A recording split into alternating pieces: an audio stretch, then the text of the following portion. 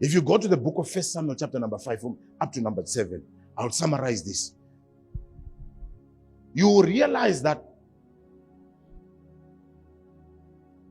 Areka yatorwa never Philistine. The Ark of the Covenant has been taken by the Philistines. Can I talk about the presence of God? Remember, God resides on the mercy seat. The Ark. Let's take you and call you the Ark and say the Philistines took you. And you were the best of you. You carried his presence. Now, when they took the Ark of the Covenant, they arrived in a city called Ashdod.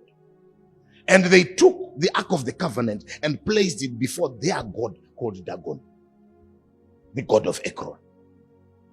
Now, when they took the Ark of the Covenant, remember the Ark was just a box made by Aholiab and Bezalel, according to Moses' mandate. Now, that box, gold inside, gold outside, looked like an ordinary box coated with gold. But after its creation, there was the presence of God that rested upon that Ark of the Covenant. And strangely, because Israel had sinned, the Lord allowed himself. It's no longer just an ordinary box. It was now the presence of the Lord. And the Lord allowed himself to be taken by the Philistines. Because if he didn't want to be taken by the Philistines, that Ark would have never been taken by the Philistines. Remember, Uzzah died when he touched the Ark of the Covenant. Why? Because he was not a Levite. And he was never supposed to be there. But the Philistines carried the Ark. And we are never told that anybody died when they carried the Ark. So God allowed himself to be carried. So sometimes you must be very careful. There is a presence of God that can inhabit a person. Not because the person is the right person, but because the original carrier is sinning.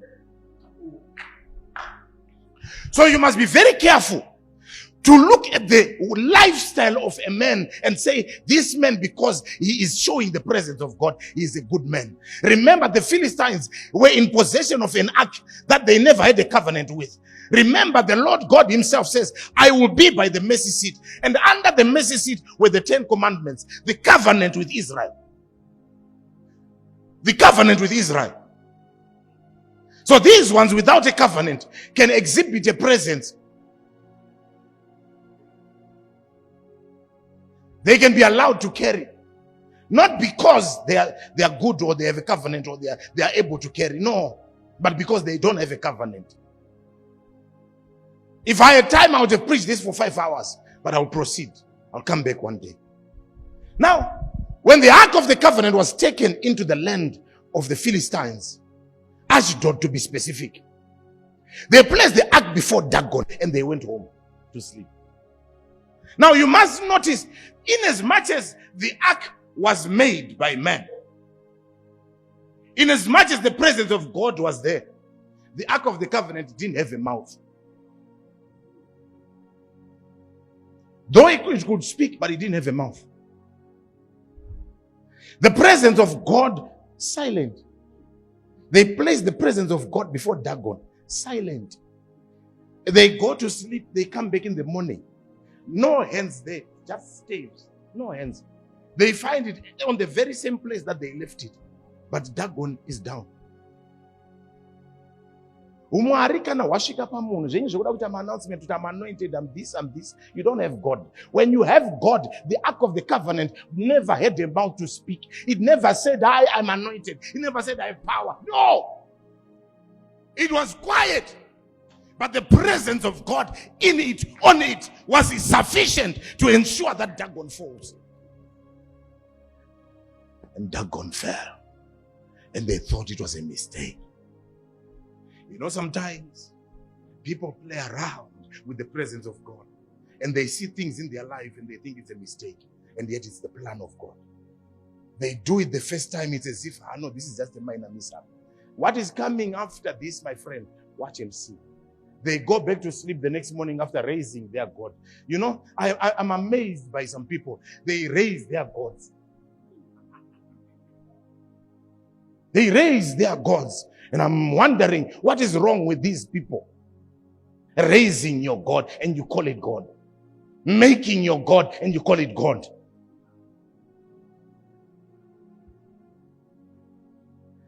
was just the presence of God.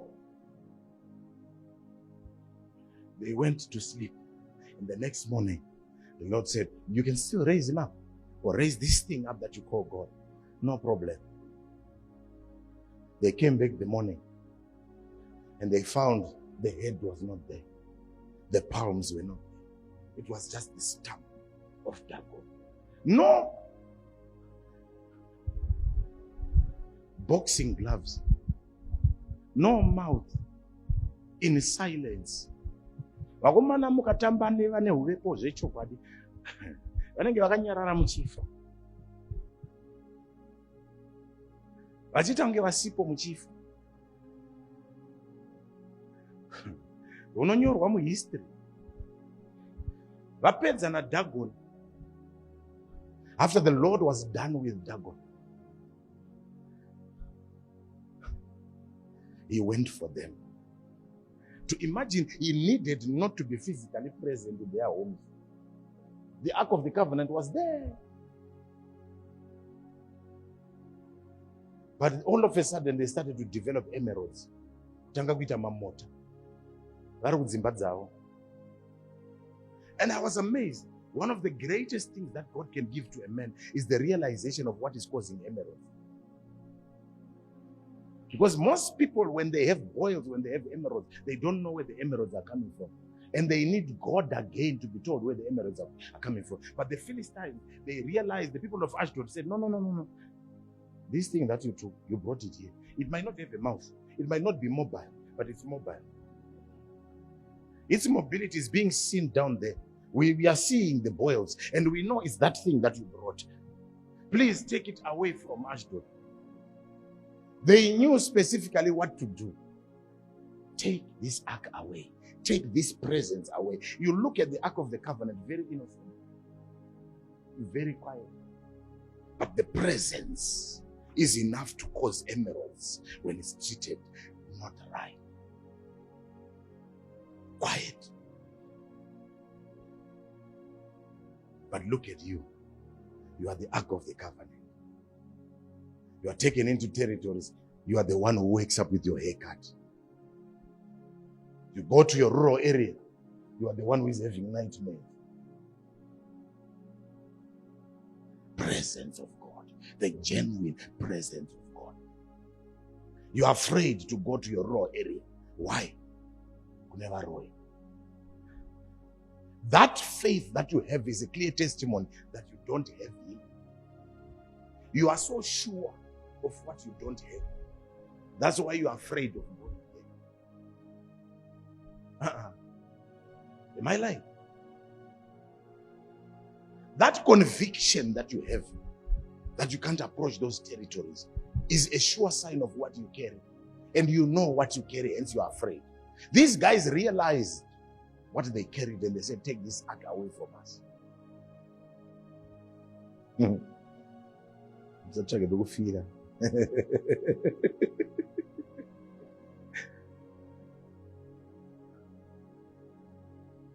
What am I saying? They took the very same ark, David, and they placed it in the house of Obed-Edom. And Obed-Edom started to operate with the ark according to the covenant. And there was a blessing. To imagine that the very same presence that is killed is the very same presence that is blessing. Why? Because of how you treat the presence. How you treat the presence. We are believers today. You are wondering, why is it everybody touches my life? Let me tell you this, no matter you will never know the people that are against you. All of them. Never. There will never come a time where you will know the thoughts of everybody in your neighborhood about you. You have to just mature and come to a point of realization where you say, I don't need to know some of these things. What I will do is just to walk into a presence. Read Revelation chapter number 1, verse number 10. Bring it there. I was in the spirit. John, I was in the spirit. I was in the spirit on the Lord's day. Just that statement alone. The Spirit is a place where you can get into. Jesus is a place where you can get into. You get into that place, you don't need to know what they are planning against you. You don't need to know what they are planning against you. You know they can't touch you. Just by being there, you know they can't get to you. Just by being there in His presence. But how is it that we have developed mazita mataitu ne mastepi newatiri kuti ndo uwepo? Akumana tokundwa here, should the presence that we claim to have be overshadowed by the presence in the Old Testament? And yet their covenant was unto death, and yet Christ came to give us life and life in abundance.